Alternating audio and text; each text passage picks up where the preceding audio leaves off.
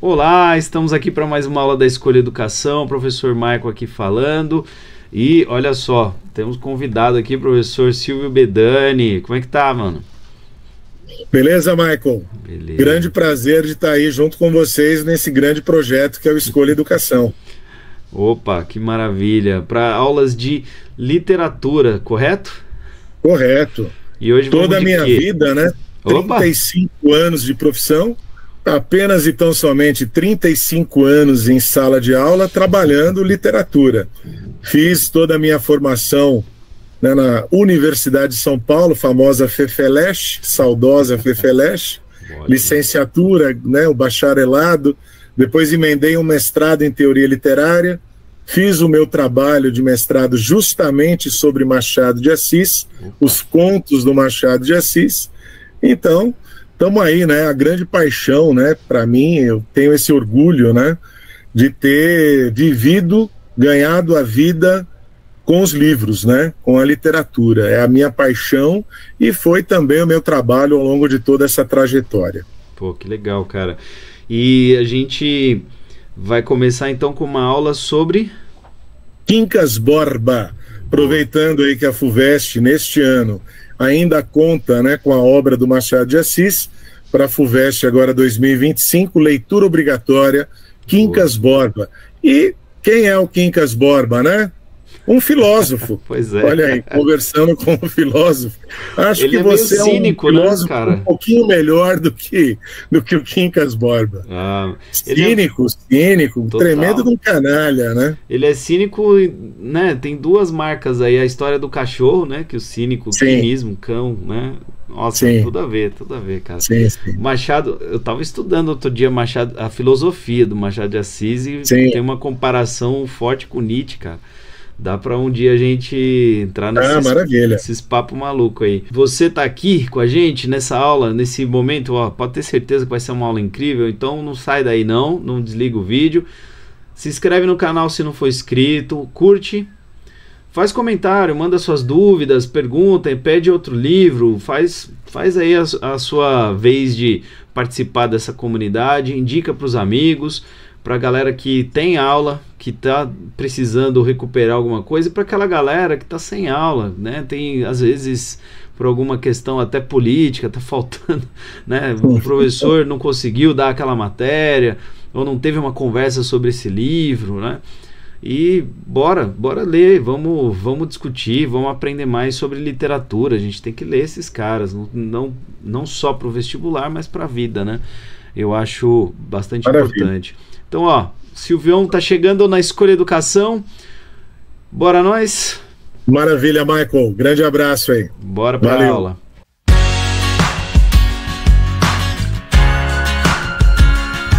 Fala, coração. Estamos aqui começando uma aula de literatura para o Escolha Educação.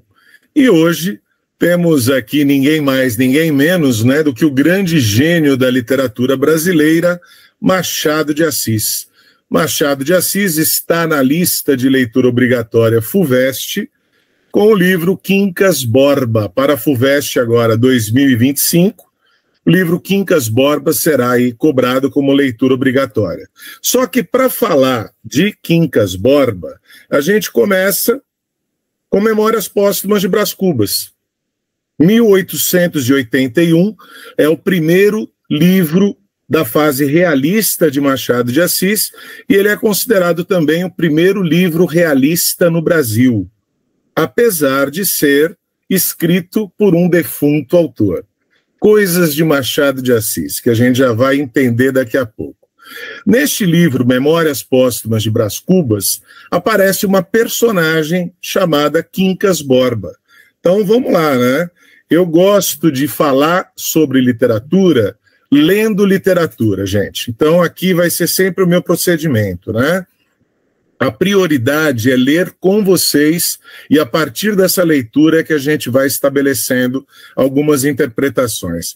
Então aqui no caso, nós temos, né, um trecho do livro Quincas Borba falando sobre o personagem, tá? Dentro do livro Memórias Póstumas. Olha lá. Este Quincas Borba, se acaso me fizeste o favor de ler as Memórias Póstumas de Brás Cubas, opa, narrador em terceira pessoa, narrador onisciente, só que em Machado de Assis, esse narrador vai o tempo todo conversar com o leitor e principalmente conversar com o leitor sobre a obra que ele está escrevendo. É a chamada metalinguagem. Com um detalhe aqui, este narrador está se identificando como o próprio autor Machado de Assis. E aí ele apresenta o nosso Quincas Borba, olha lá, náufrago da existência, mendigo, herdeiro inopinado, inventor de uma filosofia. Opa! Então nós temos alguém que aparece na primeira cena como um mendigo. Quincas Borba havia sido colega de escola do Brás Cubas. Estudaram juntos. Muitos anos depois, o Brás Cubas, rico, encontra o Quincas Borba mendigo, pedindo esmola. Esse Quincas Borba, ao longo da narrativa, vai receber uma herança. A partir do momento em que ele recebe a herança, os dois se tornam amigos e ele vai apresentar já a sua filosofia. A sua filosofia, o chamado humanitismo, vai ser o tema principal do livro Quincas Borba, publicado praticamente 10 anos antes. Então aqui, né, 1881, Memórias Póstumas, 1891, o livro Quincas Borba. Então ele vai reaparecer. Dá para dizer que essa característica é a chamada intratextualidade. É o Machado de Assis citando o Machado de Assis. É ele citando a própria obra. Então, a citação aí ela é interna, né? Por isso, intratextualidade. Essa imagem, ela vai ficar na sua cabeça aí, coração. Por quê? Porque aqui você tem o filósofo mendigo Quincas Borba ao lado do seu fiel escudeiro, o cachorro, que também se chama Quincas Borba. Tudo bem? Então, não se esqueça. Quincas Borba é o filósofo mendigo, e Quincas Borba é também o nome do cachorro, tá bom? Vamos lá, seguindo. Primeiro capítulo do livro Quincas Borba. Coloquei aqui um trecho que é fundamental, porque é um ponto de partida para nós. Quem vai ser o protagonista, o personagem principal da obra? Vai ser o Quincas Borba? Não, coração. Curiosamente, ironicamente, e eu vou repetir essa palavra muitas vezes, Machado de Assis tem por procedimento narrativo a ironia. Então toma sempre cuidado, ele está falando uma coisa aparentemente séria e ele está brincando, ele está debochando. Ele fala uma coisa querendo dizer outra. Então a gente tem que estar o tempo todo atento a esse procedimento irônico. Primeiro capítulo do livro, narrador em terceira pessoa onisciente, apresentando o personagem para nós. Quem é o nosso herói? E é um herói bem entre aspas, Rubião. Opa, protagonista do livro, então, é Rubião. Rubião fitava enseada. Eram 8 horas da manhã. Quem o visse com os polegares metidos no cordão do chambre, à janela de uma grande casa de Botafogo, cuidaria que ele admirava aquele pedaço de água quieta. Mas em verdade vos digo, opa, em verdade vos digo, é o estilo de escrita de evangelho, gente, Bíblia. Olha o Machado brincando com isso. Tudo bem? A gente já vai entender as relações que ele quer colocar aqui. Mas lembra, ó, em verdade vos digo, é bíblico, é do evangelho. Tudo bem? Que pensava em outra coisa. Cotejava quer dizer comparava o passado com o presente, que era há um ano professor, que é agora capitalista. Opa, um ano antes, em Barbacena, Minas Gerais, um humilde professor. Agora ele está no Rio de Janeiro, capital do Brasil na época, numa mansão no bairro de Botafogo, de frente para o mar, e vejam agora é o perfil do capitalista que aparece. Nós vamos ler o trecho, que é uma gradação crescente, vai aumentando o grau. Vamos entender isso aqui, ó. Olha para si, para as chinelas, umas chinelas de túnis que lhe deu recente amigo Cristiano Palha, para a casa, para o jardim, para a enseada, para os morros e para o céu, e tudo, desde as chinelas até o céu, tudo entra na mesma sensação de propriedade. Então, coração, dá uma olhada, né? Nós temos aqui o capitalista. Beleza? Por que o capitalista? Porque ele é dono de tudo, gente. É real que ele seja o proprietário, o dono da casa, do jardim, do chinelo? Sim. Mas continua, né?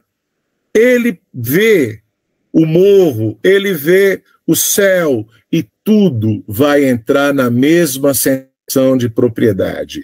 Ou seja, Rubião está se achando o dono do mundo. Está deslumbrado. Tudo bem, gente? Então, o Rubião está totalmente deslumbrado com a herança que recebeu, com a nova vida que ele está levando. É o novo rico. Tudo bem, gente? Ele é o emergente. Não era nada, recebeu uma herança, ficou muito rico, foi viver no Rio de Janeiro. Tá joia? Então, olha lá, né? Além dessa sensação de propriedade, que é a apresentação do herói, ele está sendo apresentado para nós, leitores, com essa característica, um detalhe que eu não posso deixar passar. Quem deu de presente para ele os chinelos? Um recente amigo. Opa! Olha o destaque, a palavra recente. Não é amigo, portanto, dos tempos de Barbacena, Minas Gerais, quando ele era um pobre professor. É agora amigo dele rico. Recente amigo Cristiano Palha. Personagem fundamental dentro da nossa história.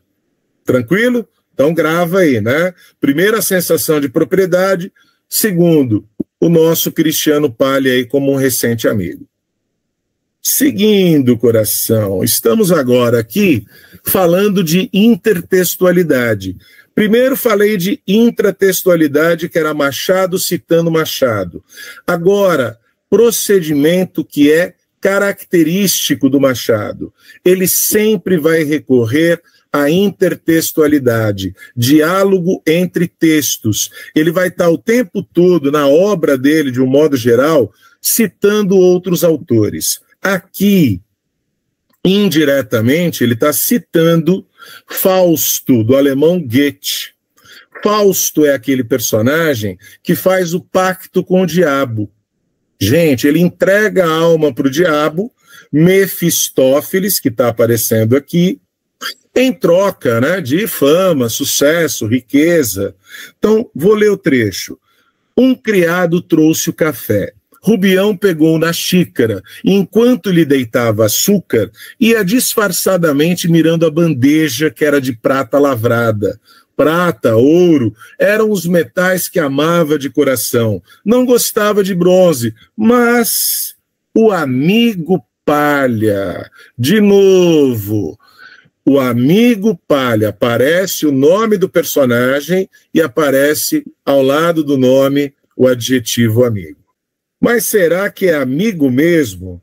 Quando Machado de Assis insiste, né, amigo Palha, logo nos capítulos iniciais, a gente está vendo isso pela segunda vez, recente amigo Cristiano Palha, amigo Palha. Ele dá a sugestão de ter na casa, nessa nova casa, nessa mansão, vejam lá, duas figuras de bronze. Assim se explica esse par de figuras que aqui está na sala. Quais são as figuras? Personagens da obra Fausto, do alemão Goethe. Gente, ninguém mais, ninguém menos do que Mefistófeles, o próprio diabo, o próprio capeta, e o Fausto, que é aquele que vendeu a alma para o diabo. São essas as figuras que vão aparecer na sala da casa do Rubião. Beleza? Não são imagens de santo, não tem nada, né? O que ele vai colocar lá? Duas figuras emblemáticas da literatura universal, o diabo e quem vendeu a alma a ele. Tá? Então, lógico. Ele disse isso para nós? Não, mas ele sugeriu.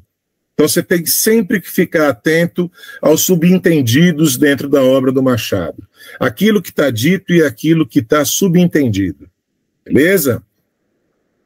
Característica machadiana: intertextualidade, diálogo com o leitor, citando outros, né, autores, outros livros, outras obras, e também a gente vai ter agora a famosa digressão.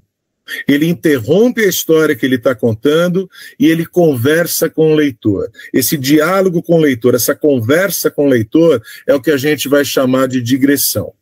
Tudo bem? Grande parte das vezes ele vai conversar com o leitor sobre a própria obra que ele está escrevendo. E aí ganha uma outra característica, que é a metalinguagem. No livro, ele discute a elaboração do próprio livro. Tranquilo? Vai falar um pouquinho ali do primeiro encontro com o casal Sofia e Cristiano, mas eu quero deixar ali para depois falar disso. Vou para o segundo parágrafo do slide, gente. Olha lá. Deixemos Rubião na sala de Botafogo. Deixemos quem? Nós. Eu, narrador, e vocês, leitores. Deixemos o nosso personagem Rubião lá na sala de Botafogo, batendo com as borlas do chambre nos joelhos e cuidando na bela Sofia. Já está lá ele imaginando, sonhando com a bela Sofia. Vem comigo, leitor. Opa, olha o convite. Olha o narrador convidando o leitor. Digressão, conversa com o leitor e metalinguagem. Vamos vê-lo meses antes à cabeceira do Quincas Borba.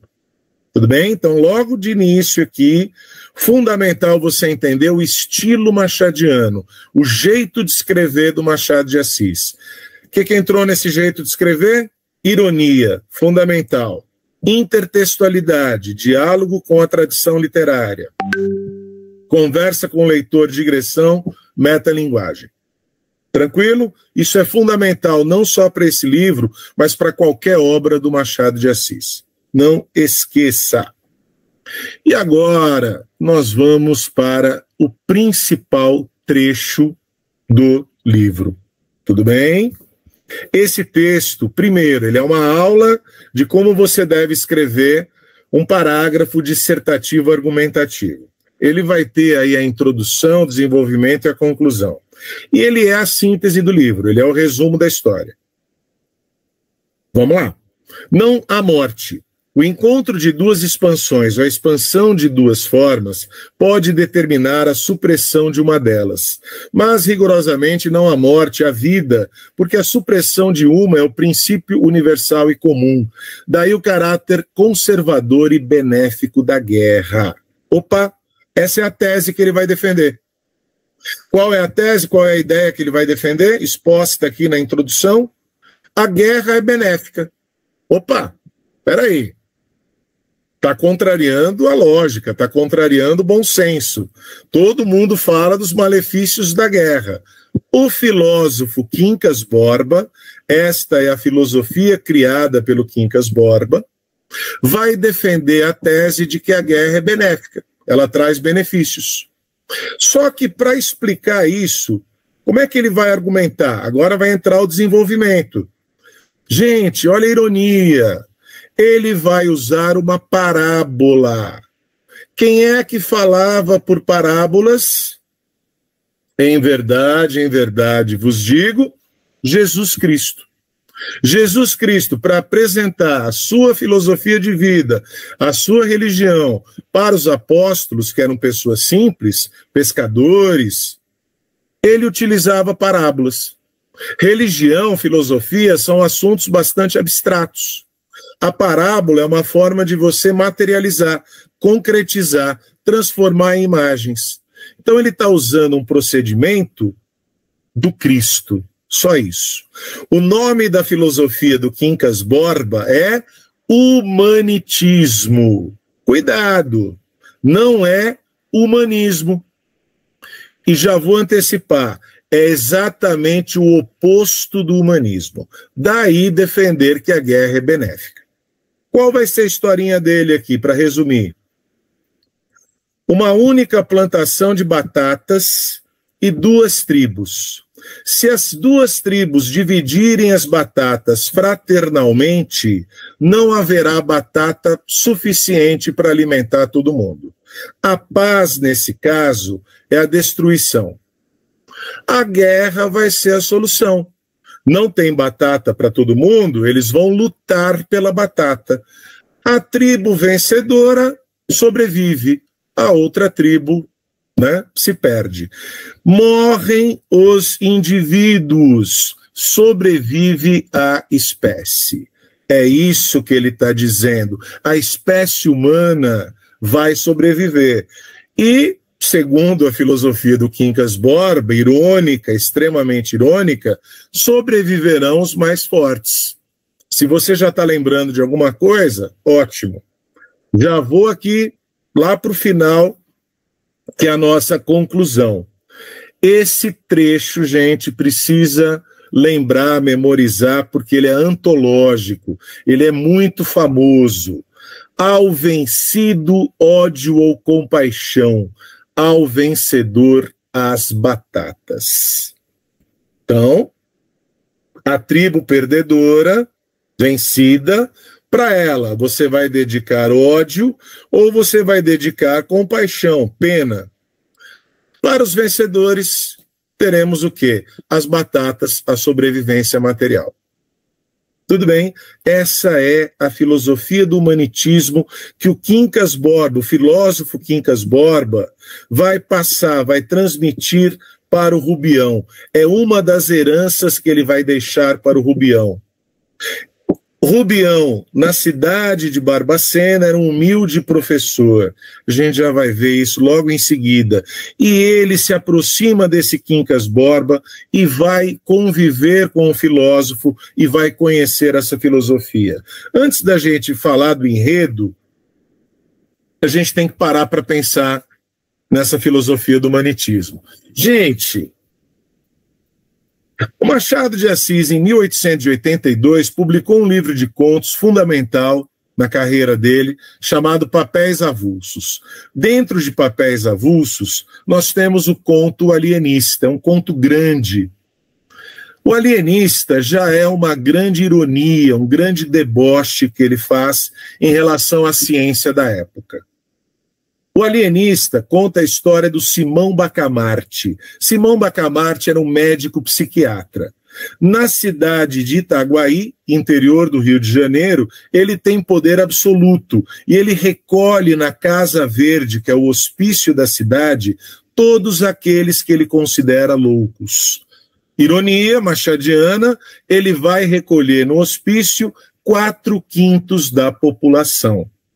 É um exagero evidente, mas para reforçar qual ideia? A maioria é considerada, né, por ele, Simão Bacamarte, como louca. Mas espera aí, se ele é um homem da ciência, a ciência é razão e a razão é matemática.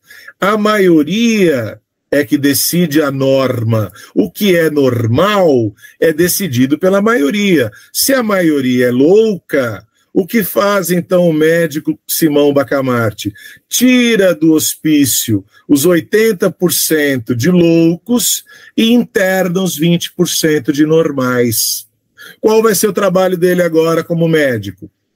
Desenvolver em cada um dos normais uma loucura. A partir do momento em que a pessoa está louca, está apta a viver em sociedade, recebe alta e sai do hospício. No final da história, quem é o único normal? Simão Bacamarte. Portanto, ele é o único louco. Ele se interna para estudar o próprio caso. Reúno em mim a teoria e a prática. Este conto, um conto grande, já é uma grande crítica ao cientificismo da época. Machado vive boa parte da sua vida segunda metade do século XIX, que é a época do chamado cientificismo. O positivismo de Augusto Comte, o determinismo de Hipólito Taine e, o mais importante para nós nessa obra agora, Não esqueci o Quincas Borba, estou voltando. Fiz uma digressão machadiana. Olha lá. Evolucionismo de Charles Darwin. Charles Darwin publica A Origem das Espécies, 1859. Como é que se dá a evolução? Por seleção natural.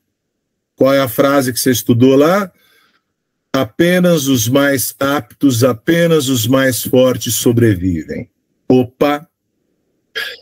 Filosofia do humanitismo, apenas os mais aptos sobreviverão, terão direito às batatas. Tudo bem? Só que, lógico, o Charles Darwin está falando de uma seleção natural, que ocorre na natureza. Aqui nós estamos falando de uma seleção social, que ocorre na sociedade, entre os seres humanos. Opa! Humanismo, cristianismo, vai pregar o amor ao próximo. O amor ao próximo, pelo Quincas Borba, não vai resolver nada. A paz será destruição. Não existe batata para todo mundo. Aliás, vamos lá, né? Essa é praticamente a síntese de todas as filosofias por aí. Ou pelo menos de todas as ideologias. Pensem comigo. Ou você acredita que tem batata para todo mundo, ou você acredita que não tem batata para todo mundo. Pensa aí sozinho, né? Machado de Assis ensina. Machado de Assis, ele era cético. Cético é aquele que não tem valor absoluto, nada é absoluto para ele. Nem a religião, nem a ciência, nenhuma ideologia. O cético é aquele que duvida, é aquele que questiona, é aquele que tem um pensamento livre. Então pensa, será que não é isso? Eu acredito que tem batata para todo mundo, eu acredito que não tem batata para todo mundo. O Quincas Borba, cuidado, a filosofia do humanitismo ela é criada pelo Quincas Borba, pelo personagem Quincas Borba, não pelo Machado de Assis. Tudo bem? Quem é o pai da criança? O pai da criança é o Quincas Borba. É esse personagem, mendigo, náufrago da existência, filósofo. É dele essa ideia do humanitismo. E aí é o oposto do cristianismo, é o oposto do humanismo, porque é a guerra que vai ser a solução. Também já vou ter que antecipar. Olha lá, coração. Quem são os mais fortes?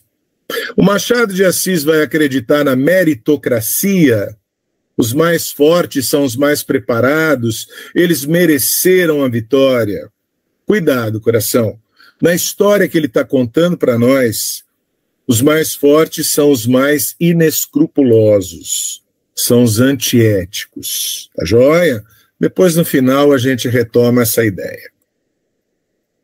Como eu disse, o Quincas Borba vai deixar de herança para o Rubião, nosso protagonista, o dinheiro, a fortuna, vai deixar de herança a filosofia do humanitismo e vai deixar de herança um cachorro com o nome de Quincas Borba. Morre o filósofo, fica o cachorro.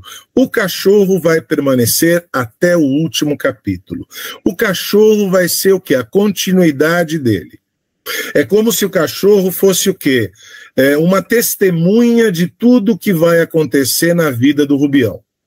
Toda a trajetória do Rubião vai ser acompanhada pelo cachorro Quincas Borba. É como se o cientista estivesse acompanhando a sua experiência. Beleza, gente? Então fica de olho nisso.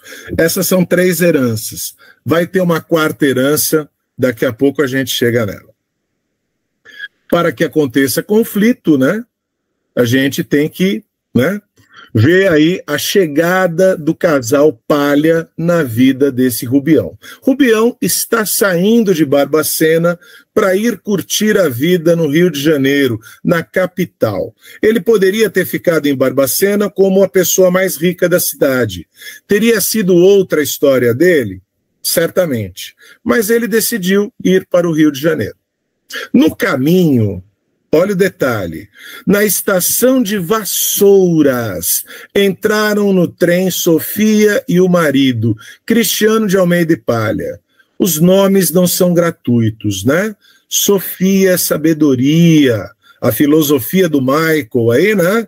Filosofia, amigo do saber, amigo da sabedoria. Sofia é a sabedoria, né?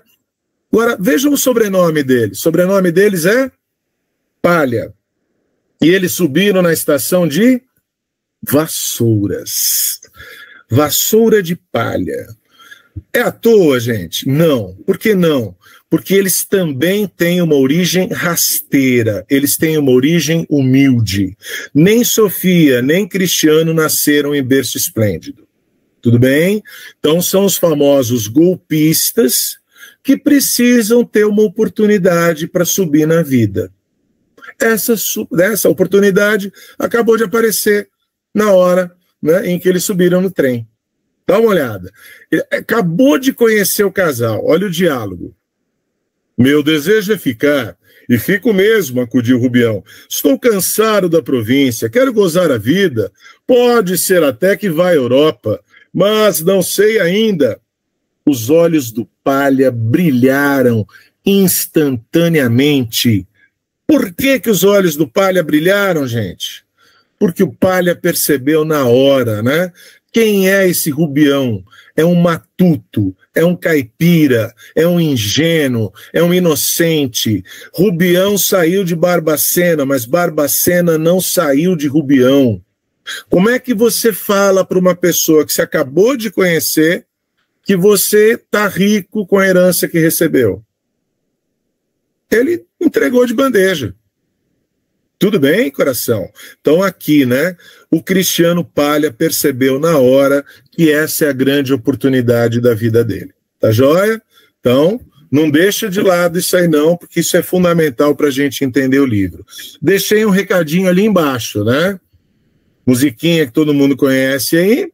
Malandro é malandro e mané é mané. Quem é o nosso Rubião? Toda a vocação do mundo para ser o nosso mané. E os malandros apresentados como Cristiano e Sofia. Tá joia? Essa é a trama principal. A gente vai ver, né, que é ela que interessa para nós ao longo do livro como um todo. Casal Palha. Coloquei mais um trecho aqui para a gente entender a psicologia dessas personagens. São as três personagens que vão formar aquele famoso triângulo característico do realismo. Dentro do realismo existe uma característica que é a do adultério, é o tema fundamental do realismo. Isso a partir de um livro publicado, né, pelo Gustave Flaubert. Flaubert, francês, publicou um livro, Madame Bovary. Emma Bovary vai trair o marido. Então, o tema do adultério é o tema fundamental dentro do realismo. Obras como Primo Basílio, o próprio Dom Casmurro, vai tocar nessa questão do ciúme do adultério. Então, aqui, coração, quem que você tem? Sofia, casada com Cristiano, vai despertar o interesse, a paixão do Rubião. Tudo bem? Então, a gente tem que conhecer bem essas três personagens, elas que vão conduzir a obra até o final. Tá? Então, vejam, a bela dama é filha de um velho funcionário público. Não nasceu em berço esplêndido. Não é uma pessoa da elite econômica. Tudo bem, gente? Casou aos 20 anos com esse Cristiano de Almeida e Palha, zangão da praça, que então contava 25. Marido ganhava dinheiro, era jeitoso, ativo e tinha o faro dos negócios e das situações. Ele era esperto para ganhar dinheiro, só que com um problema. O pior é que ele despendia todo o ganho e mais. Era dado a boachira, reuniões frequentes, vestidos caros e joias para a mulher. Tinha essa vaidade singular. Decotava a mulher sempre que podia e até onde não podia, para mostrar aos outros as suas venturas particulares. Opa! Cristiano ganha dinheiro, mas assim como ganha, gasta. Aliás, gasta mais do que ganha. Principalmente por quê? Porque ele quer frequentar as altas rodas. Ele quer frequentar a high society. Tudo bem? Ele quer badalar, ele quer badalação. E essa vida social custa caro. Nesses bailes, nestes salões, ele apresenta a esposa Sofia como um verdadeiro troféu. Então ele usa e abusa da beleza da Sofia. A Sofia, no começo, olha lá. Aqui façamos justiça à nossa dama. A princípio cedeu sem vontade aos desejos do marido, mas tais foram as admirações colhidas que ela acabou gostando de ser vista, muito vista, para o recreio e estímulo dos outros.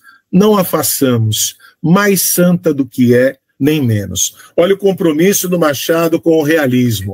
Ele é o realista, ele vai mostrar às pessoas como elas são. Com defeitos, com qualidades. E assim a nossa Sofia, assim como bela, vistosa, vai gostar de ser vista e exibida pelo marido. Tudo bem?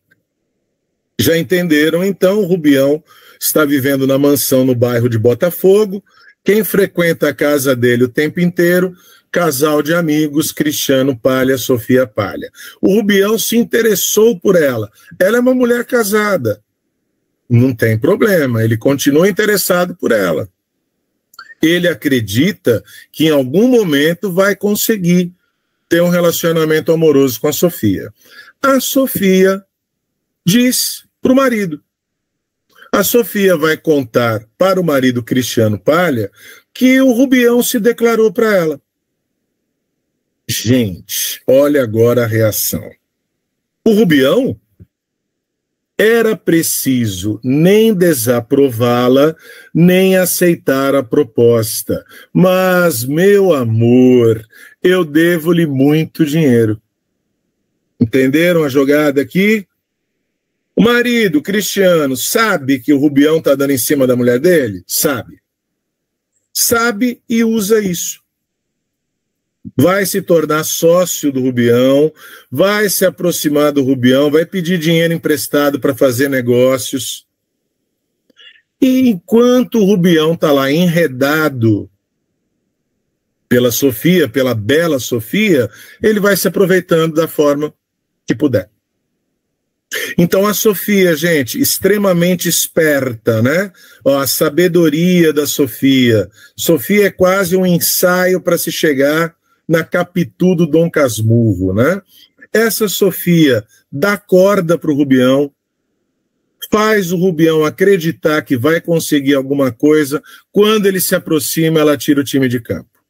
Então, o tempo todo, avanço e recuo. Tudo bem? Não vai rolar nada entre eles, mas o Rubião tem que acreditar que sim. Tranquilo? Seguindo, coração. Vai ensaiar para Dom Casmurro, como eu já disse, o tema do adultério. Vai acontecer adultério? Não, não vai acontecer adultério. Nos 3 principais livros do Machado de Assis, o único em que você tem certeza do adultério é Memórias Póstumas de Brás Cubas. O Brás Cubas é o amante da Virgília. Virgília, casada com Lobo Neves, trai o marido Lobo Neves com o Brás Cubas. Brás Cubas é o amante. Aqui certamente não há adultério, porque o narrador conta a história em terceira pessoa, e no Dom Casmurro, genial livro, a melhor obra do Machado, na minha modesta opinião, você nunca vai ter certeza, porque quem conta a história é o Bento Santiago, é o marido que acha que foi traído, mas não tem certeza. Neste livro, as personagens secundárias são muito fracas. Minha modesta opinião, seria muito melhor o Quincas Borba como um conto do que como um romance. Para ser um bom romance, precisa ter tramas secundárias, personagens secundários, tramas paralelas. A gente não tem quase isso. Tem uma figura aqui, que é o Carlos Maria. Carlos Maria é o bonitão, é o galã da história. E há um momento em que a Sofia se interessa por ele. Se o Carlos Maria quisesse, ela trairia o marido Cristiano com o Carlos Maria, nunca com o Rubião. Mas não vai acontecer. Tudo bem? Carlos Maria acaba se casando com Maria Benedita, outra personagem secundária, não houve adultério. O Rubião tem ciúme do Carlos Maria. É o que ele está mostrando aqui nesse trecho. Tá joia? Mas isso é bem secundário. Não podemos perder de vista o que é a trama principal, que é ela que é a mais importante. O Quincas Borba, filósofo, morreu. mas ele continuou presente no cachorro Quincas Borba. Já falamos disso. Agora, estamos chegando metade para o final do livro, na quarta e definitiva herança. Deixou a riqueza, deixou o cachorro, deixou a filosofia e agora, coração, deixou também a loucura. O Quincas Borba vai estar no Rubião? Vai. O Rubião começa a sonhar que é o imperador Luiz Napoleão, imperador francês Luiz Napoleão. Não é o Napoleão Bonaparte, Luiz Napoleão. E aí o Machado é genial, né, para tratar a psicologia, né, do personagem Rubião. Aquela esquizofrenia, a dupla personalidade. Olha lá, Rubião ainda era dois. Não se misturavam nele a própria pessoa com o imperador dos franceses. Revezavam-se, chegavam-se a esquecer um do outro. Quando era só Rubião, não passava do homem do costume. Quando subia imperador, era só imperador. Equilibravam-se, um sem outro, ambos integrais. Genial, né? Ele ter esse conhecimento do ser humano, da psicologia humana, antes do Freud, né? Ele escreve isso daqui praticamente ali na 1891. Tudo bem? Toda a teoria freudiana vai ser elaborada depois. Então é genial que ele mostra que, aos poucos, o Rubião vai deixando de ser Rubião e vai passando a ser Luiz Napoleão. Então vai mudando a personalidade dele. O óbvio, aquilo que todo mundo já entendeu, aconteceu. Aos vencedores, a casa. O palha aqui é o novo rico. É aquele que já vai pensar em títulos de nobreza, vai querer ser barão, vai querer ser duque, tudo bem? Vai querer ostentar a riqueza dele.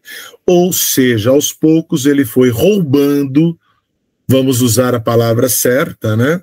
Roubando, rapinando, acabando com o dinheiro do Rubião. Foi tudo parar nas mãos dele.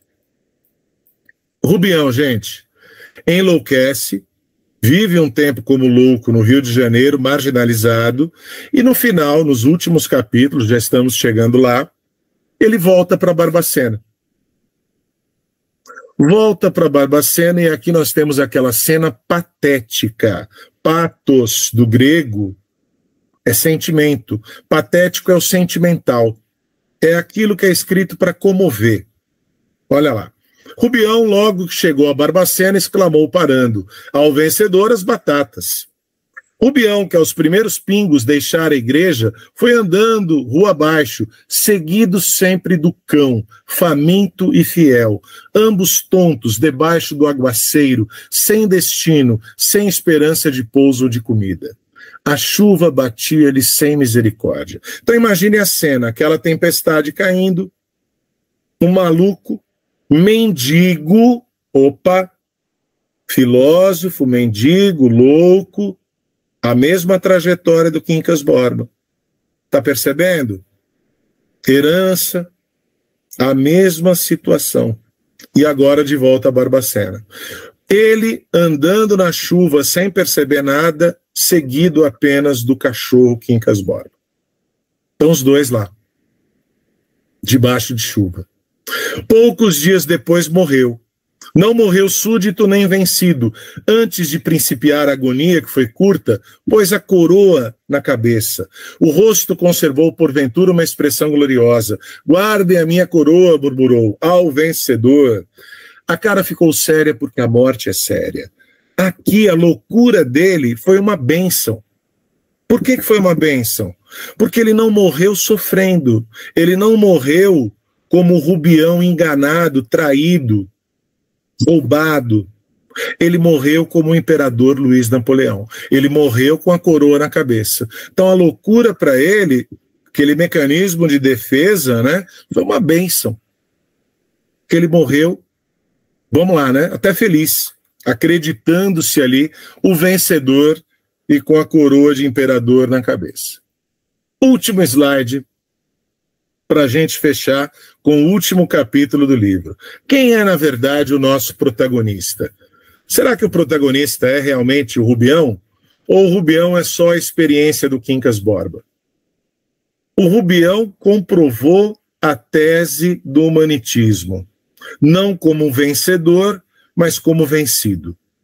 Toda a trajetória do Rubião, ela serviu só para exemplificar a filosofia do humanitismo. Então o protagonista é o filósofo Quincas Borba, mas o filósofo morreu logo no início da história. Então o protagonista é o cachorro Quincas Borba. Olha lá, o próprio Machado, né, ou melhor, o narrador identificado com o Machado, brincando com a gente ali.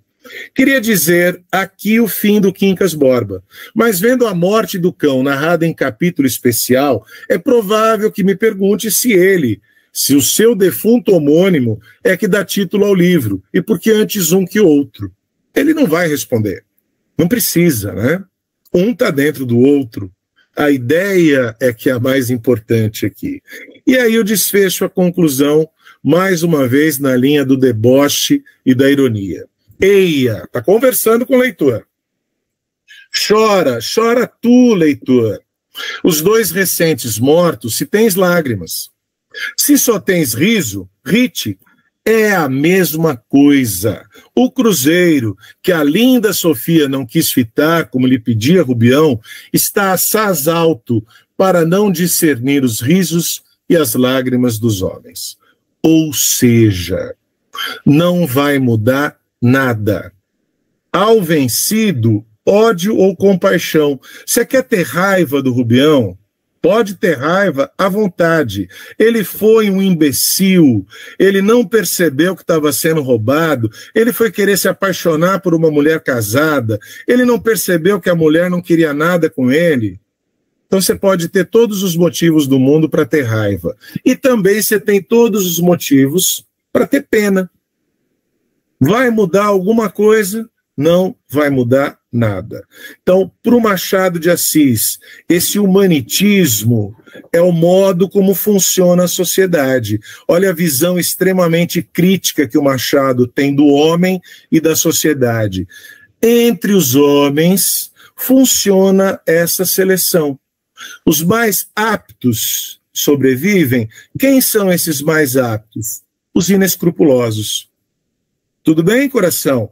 Não são os melhores, né? Estou concluindo aqui a minha fala. Ele, Machado de Assis, poderia defender a meritocracia mais do que ninguém, porque o Machado de Assis nasceu em 1839, numa sociedade em que havia escravidão, e ele era mulato, pobre, gago e epilético, só isso.